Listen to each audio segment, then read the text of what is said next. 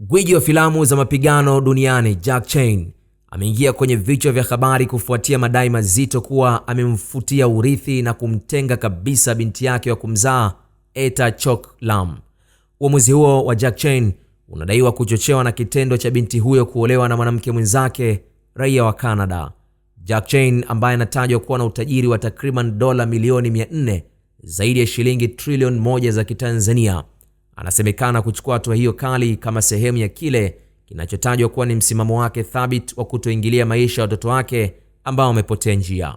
Binti huyo ambaye alizaliwa kutokana na uhusiano wa siri kati ya Jack Chan na aliyekuwa mrembo wa Hong Kong Ellen Yiley amekuwa akidai hadharani kuwa hana mawasiliano yoyote na baba yake na amekuwa akiishi maisha ya ufukara huko Canada.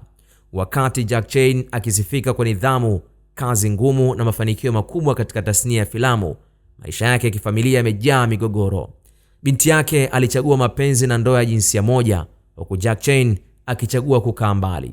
Mwanawe wa kiume JC Chan alikumbana na kashfa ya dawa za kulevya na Jack Chan aligoma kutumia ushawishi wake kumtoa gerezani, akidai kuwa mwanawe ni lazima abebe lawama za makosa yake.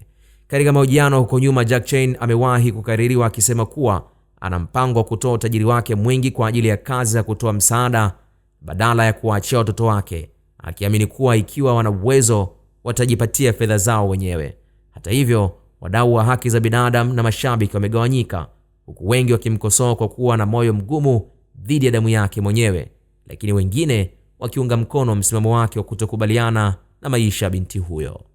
Khalid Omar, Kishki TV.